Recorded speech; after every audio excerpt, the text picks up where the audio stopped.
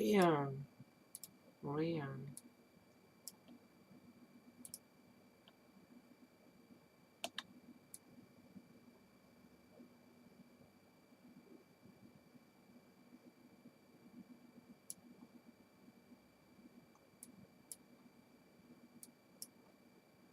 Chapter 3 before class next time.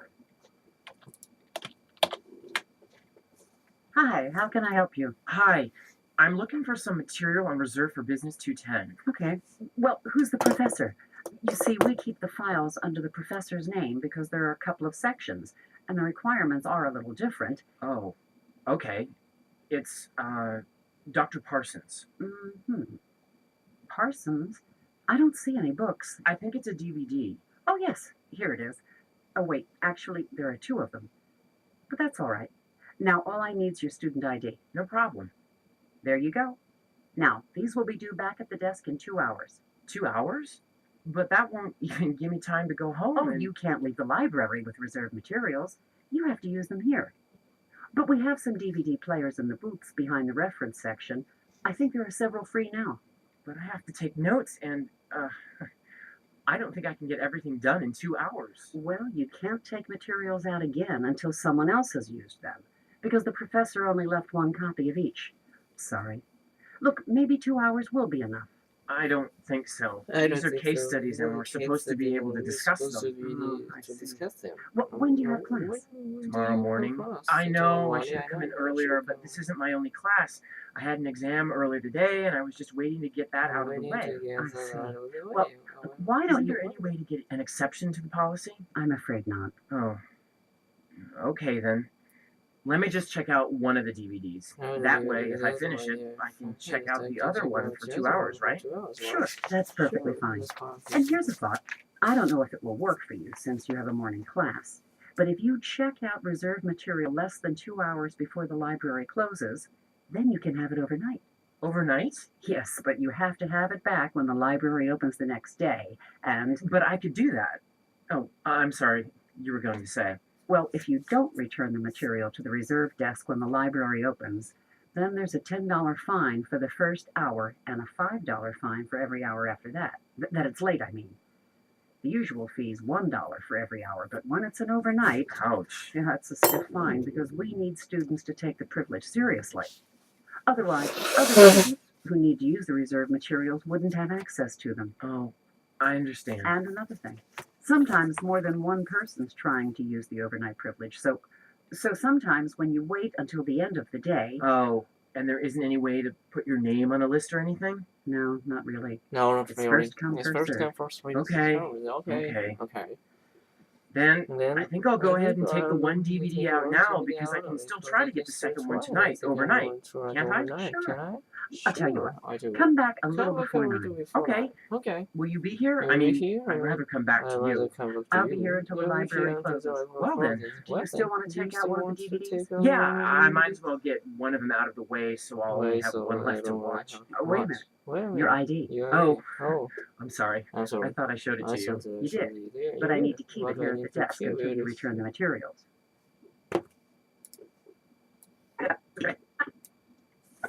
Today is perfect. Collaborate to bear on those ideal steps in the process.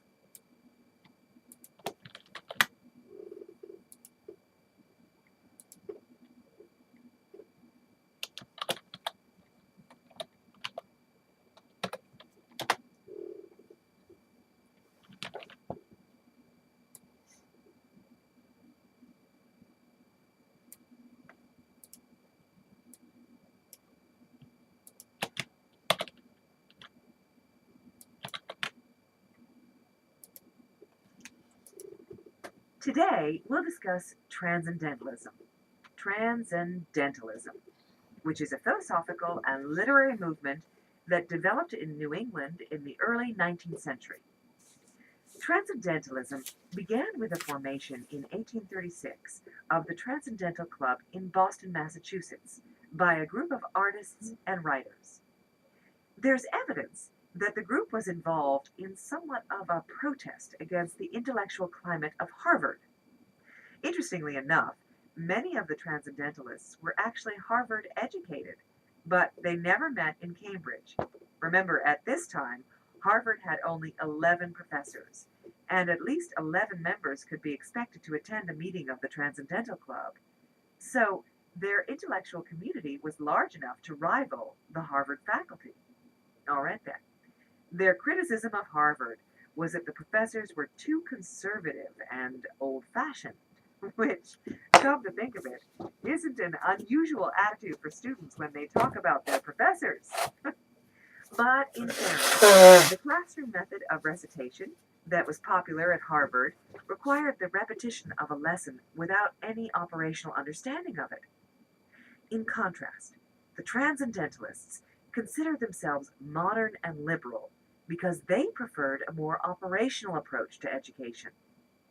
Bronson Alcott translated Transcendentalism into pedagogy by encouraging the students to think, using dialogues and journals to develop and record their ideas.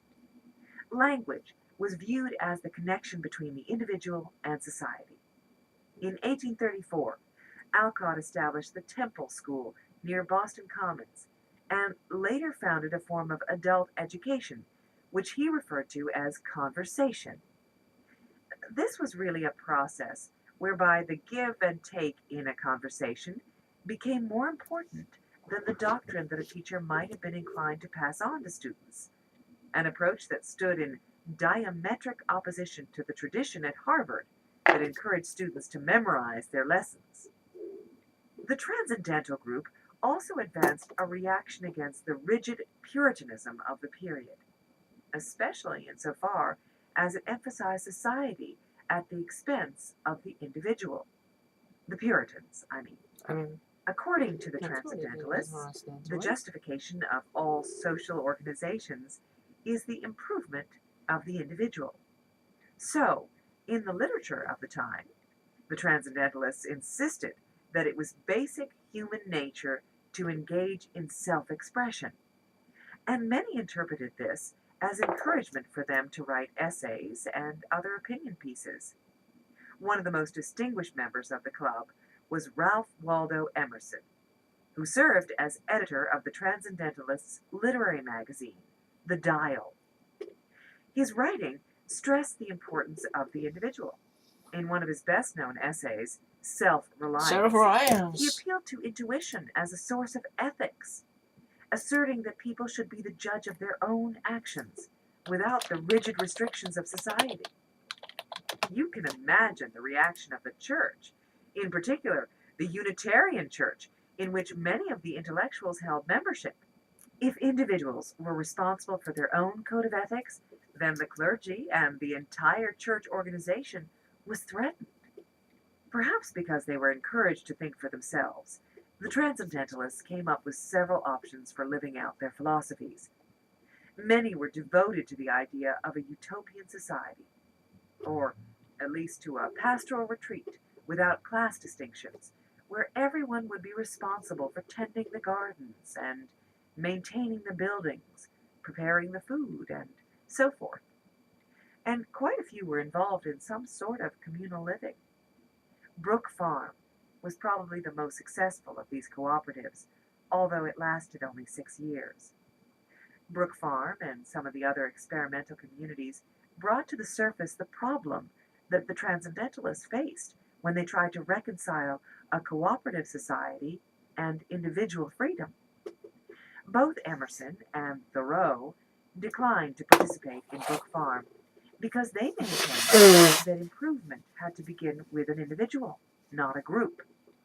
From 1841 to 1843, Emerson and Thoreau lived and worked together in Emerson's home, exchanging ideas, developing their philosophies, and writing.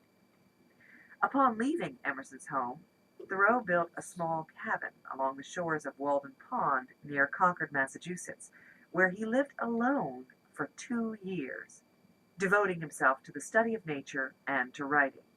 He published an account of his experiences in Walden, a book that's generally acknowledged as the most original and sincere contribution to literature by the Transcendentalists. But I'm getting ahead of myself. Transcendentalism didn't change the educational system, and It certainly didn't reform the church in any significant way, but it did, in a sense, change the direction of American social and political culture, because Transcendentalism evolved from its initial literary roots into a force that shaped the way a democratic society was interpreted on the North American continent. 40.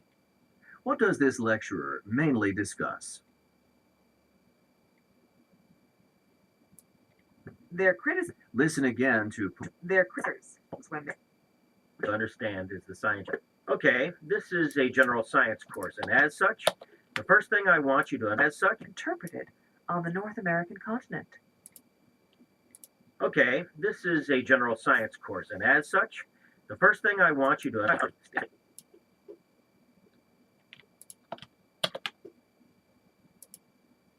猫ちゃんが猫ちゃんだよ。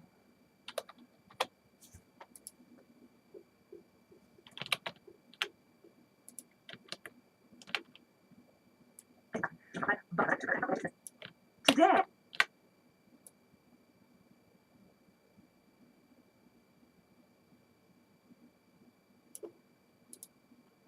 かわいい猫ちゃん。